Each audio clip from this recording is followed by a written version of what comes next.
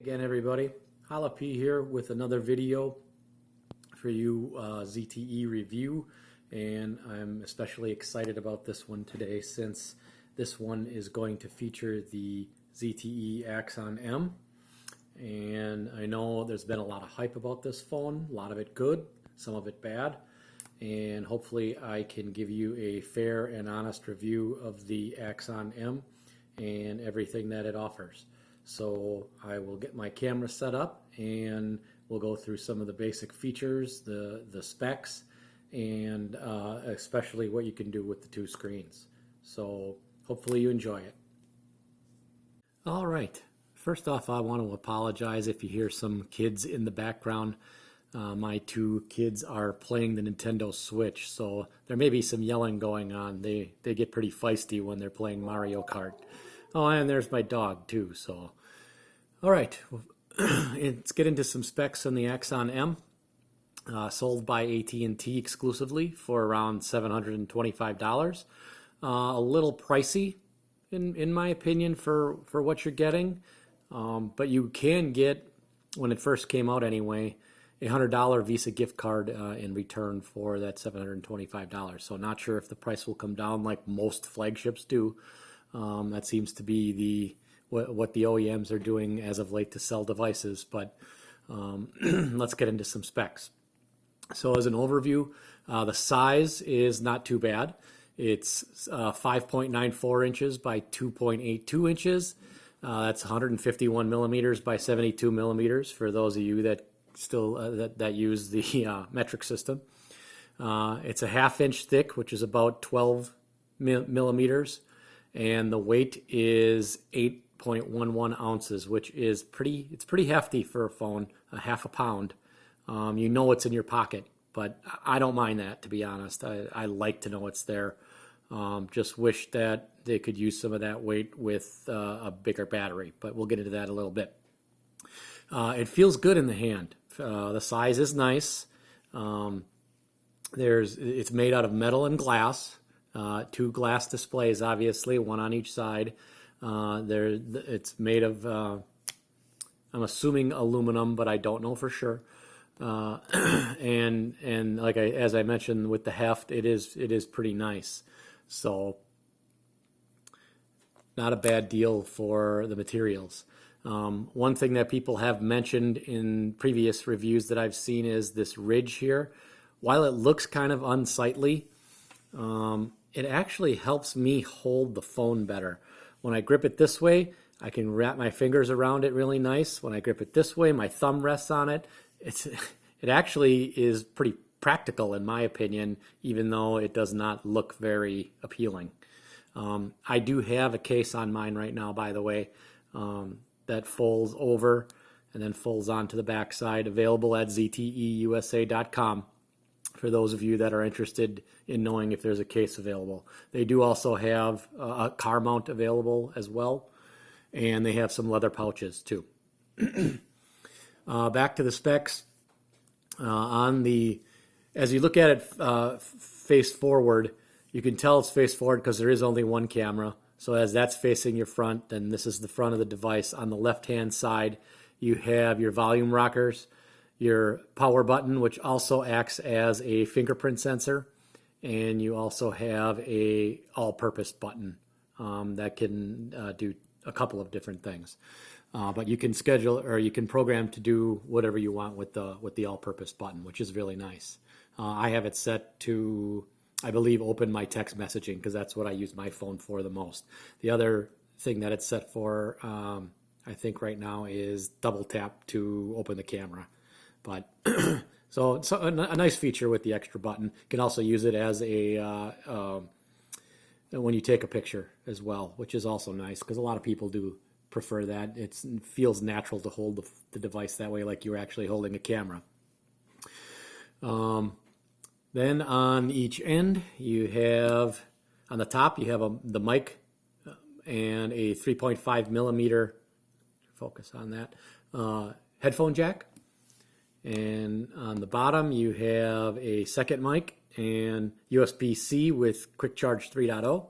And you also have a speaker. Excuse me.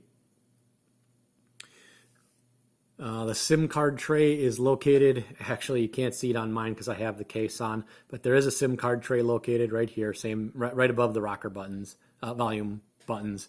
And it also acts as an SD card tray, and you can get up to 256 gig on a SIM card. You can put up to a 256 gig SIM card in this device. As I mentioned, the camera on the front, it's a single camera, nothing on the back. So what you get for regular shots, you get for your selfie also. Located, well, that's located on the front, along with a dual tone flash. It is 20 megapixels, which can be good and bad. It gives a lot of detail. However, your low light shots are probably not going to be the best on this device. It has on-screen buttons, no capacitive buttons on this, which ZTE does provide on some of their devices. These happen to be all on-screen. And there are stereo speakers. I mentioned the one that was down here. There is also one here that acts as a true speaker, not just an earpiece. So it is stereo. However, one is down firing and the other one is front facing. Still sounds pretty good actually, but I'll touch on that in a little bit. As far as software goes, you're going to get Android Nougat 7.1.2 out of the box. They've already promised an upgrade to Android Oreo. So it'll have the latest software whether you get it now or you get it later. It will be updated at least once. Very bare bones Android on this device. It's not bogged down or too heavy. It does not have ZTE's Me Favor loaded on it, so it's pretty plain and simple. What you see is what you get, other than the few extras it has for the dual display. And then there's also AT&T apps on here, as you would expect, since this is being sold through a carrier. As far as the display goes, there's dual 5.2-inch displays. Let me see if I can, oh, I guess that's not bad. There's dual 5-inch displays on this device, both sporting full HD, gives you 426 pixels per inch. Both displays are 2.5D, and both have Gorilla Glass 5 using for its scratch resistance. As far as the hardware on the inside, you'll find Qualcomm's 2.15 gigahertz quad-core Snapdragon 821. The Adreno is the 530 GPU. It has 4 gig of RAM, 64 gig storage, USB connector with Quick Charge 3.0, as I mentioned, which is nice. I always like standards, and the Quick Charge is a good one. The battery is 3,180 milliamps. I'm a little disappointed in the battery size, but I do realize that you can only pack so much in a device when you're trying to be as innovative as this. And to be honest, the battery life is not half bad on this device. It comes with your standard array of sensors, including accelerometer, proximity, gyroscope, and ambient light. Fingerprint sensor right here. It's fast, it's accurate. It may take a little getting used to being on the side. However, I absolutely love it there. Not having used one on the side before, I typically tend to, when I'm at work all day, I tend to put my device down on a desk, and when I reach for it, I'll pick it up, and I can unlock it as I'm picking it up. So I don't mind the feature. I'm just glad it's not on the front, because I don't like them on the front.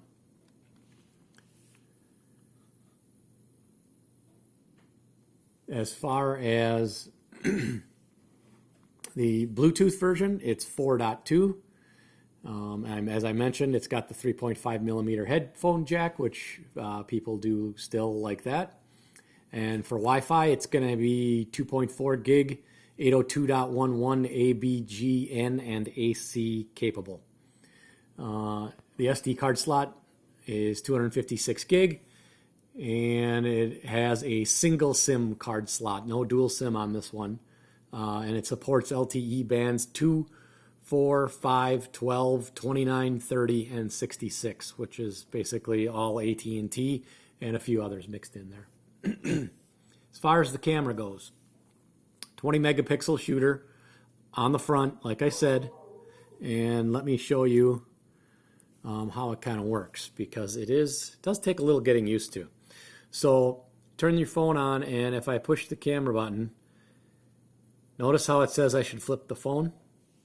I use the back screen, and the camera goes to the front, so I can take a your standard rear camera picture. Now, if I want to take a selfie, I can switch the camera. It tells me to switch the phone back, and there's my selfie slot going there. So, as I said, it takes a little bit getting used to, but all in all, once you're used to the way the setup is, it's pretty slick function. It works. There's various filters included, including monochrome, sepia, fisheye, and some others. You can use it in panoramic mode. There's multi-exposure, there's super night, there's magic shutter, slow motion, time lapse, manual mode also for making adjustments as well. I don't tend to use manual mode very often, but I know a lot of other people do, and they get good shots, doing that. Unfortunately, no camera 2 support yet. I'm hoping that ZTE catches on with others, so it will not support the Google Camera app and others, but the camera app on here is fairly decent. Video shoots at 2160p for 4K, along with 1080p, 720p, VGA, MMS. You can set what quality you want. There's no image stabilization on the M, unfortunately, which will get some unsteady shots, and in low light situations, you're going to see some noise in those pictures. While pics turn out just fine, the true beauty of the phone, I don't think, was made for the camera. So it's not necessarily going to be for you, photographers. But again, that's not exactly what the phone was developed for. But it takes solid pictures, and I'll show a few in the gallery. Not that you'll get the best quality out of this anyway, but I'll show a few anyway. All right, as I mentioned, the battery, 3,080 milliamp hours, 3,180 milliamp hours. I've consistently gotten 5 to 6 hours of screen on time, with single screen being only, and I'll get 3 to 4, possibly 5 when I have the dual screens going at the same time. So all in all, not bad, but using it as a multimedia device, meaning I use video on one side quite a bit, it left me wanting more battery life, but again, still not the worst for the size battery that it has. Quick Charge 3.0 does help, obviously, because you are going to need to charge this every day. As far as audio goes, I mentioned there's a single speaker on front, bottom firing speaker on the bottom, and it is loud. It's right around average as far as the loudness goes, but it does sound well. The headphone and Bluetooth audio are surprisingly awesome. Dolby Atmos helps with the audio quality, as ZTE has provided on their Axon line. Dolby Atmos is included with the Axon M as well. Let me get around to showing a couple things here. So, as you'd expect, it's running an 821, so there's really no lag. There's no, the apps seem to work well for the most part. It's all pretty good as far as the smoothness of the device goes, and when you're using it as a standard type single screen phone, I really have no complaints. But obviously, the beauty of this phone, let's get into the display up here. So when you open it up, you hear that click. It's nice and solid. It locks into place. I love that. The only thing I don't care for on the screens is the bezel. But obviously, with the dual screen in the fold, it's hard to get away from that unless you're doing a true foldable phone. So, or bendable, I should say. Every other function seems to work fine, though, like as I mentioned. coming up a little slow because I am in airplane mode. All right. Single mode is what you see here. Single display, nothing on the other display. I can open it and close it. Nothing happens. That's what mode that I'm set in right now. You change modes by hitting this M icon down at the bottom. And then it gives you 3 options. I'm not sure you can see those or not. Not going to be in focus here, I bet. Yep. So I'll do my best to show it there. Again, this is single mode. Now, I can move to extended mode, which will put the screen across 2 displays. Notice that it's not fully optimized. That's because I'm using the Nova launcher. Not every app is optimized for dual display. So in some instances, when you're running apps, you will see that you have a few troubles when you're using the dual displays. Once some app developers catch up to optimize things, then you'll start seeing things run better as well. But this is minor in my opinion, as I don't normally use a single display when I'm on my home screen, so it's not that big a deal. And you still have the buttons here to get to your settings and your app drawer. So now running in extended mode, it runs an app across both screens. So if I want to open up my browser here, notice that I can scroll both screens. Obviously, my wife was cooking tonight. And I can do all kinds of different things. It also has a mode for doing it in landscape, and the same thing. I can use both. I can scroll. I can do all kinds of stuff. So that's extended mode. Now let me get a battery running on here, or a Wi-Fi running on here. Okay, got my Wi-Fi turned on so I can demonstrate loading a video on YouTube.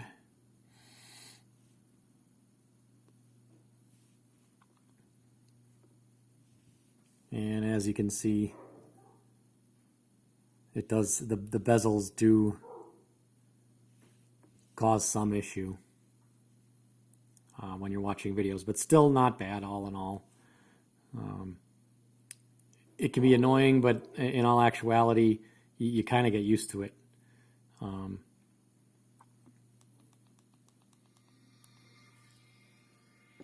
then you can also switch it to that. Automatically puts it into one screen. Notice I can scroll. So this app has been optimized for this device, which is really nice actually when you're watching it like that. Then you can turn it this way and watch the whole video. So you get an idea of what it looks like in extended mode.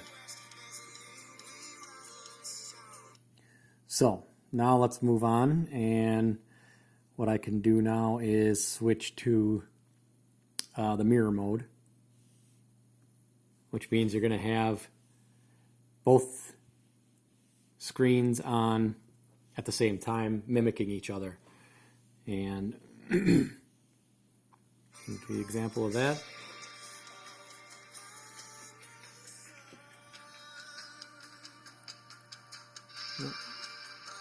Doesn't turn landscape in that mode. Not with the same app on. So this is what you can use in what's called tent mode.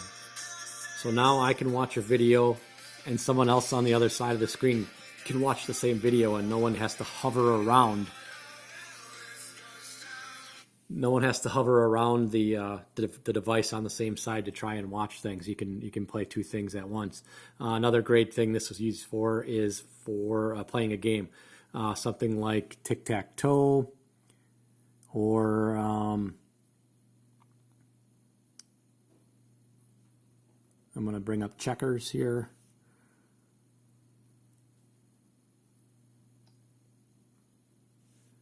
And I can make a move here. And then the person on the other side sees the same thing, and then they can make a move there. Oops.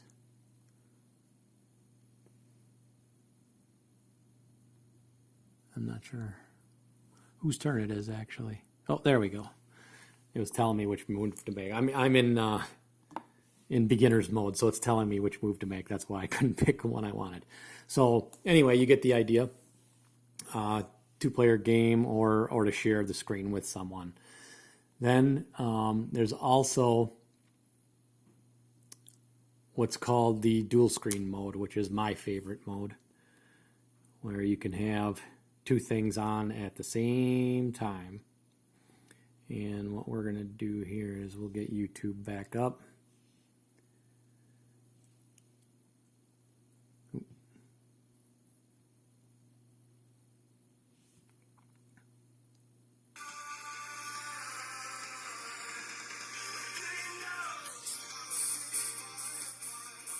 And then I can come over here.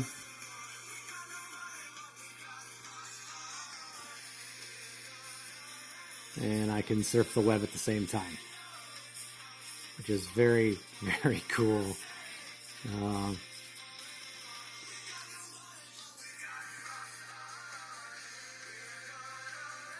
And if I want, then I can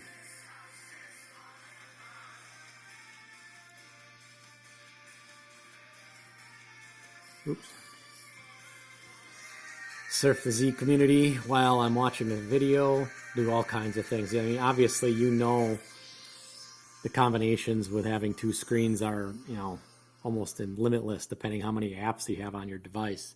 So can't say enough about how much I've used it, especially for texting while I'm doing something or reading email while I'm doing something. Something of that nature is really how I use the device more than anything. So that's about it as far as the device goes. For the most part, it does what it advertises. It's so new to the game that it's hard to judge whether this is, you know, a great working device or not, because it's so new. That's what has me excited about it. What the best thing about it was that it came to market while others were talking about doing the bendable or foldable display, and ZTE snuck it in there and got at least the dual display phone out before, you know, the larger OEMs could get to it. So kudos to ZTE. Kudos to the beta testers for bringing pretty good software to the device from the get-go. And kudos to AT&T for wanting to put out an innovative device and try and stand out from the crowd. So this is Jalapy. That's my review of the ZTE Axon M. Oh, I was going to do one other thing. That's right. I was going to show some pictures in the gallery. Now, here's another app that has been optimized for the dual screen. When you have this in single A mode, it shows you the picture on the right while you can scroll through the gallery on the left. So, you know, kind of cool that you can preview pictures and then go ahead and edit it if you want to right away while the other side is still open. But that's kind of the picture quality of the device. I know it's not doing any justice being on a review, but I just wanted to show you the gallery app and that it was, you know, maximized for this device. So, as I said, this is Jalapy. Hopefully you enjoyed my review of the Axon M, and hopefully you enjoy such an innovative device. Thank you.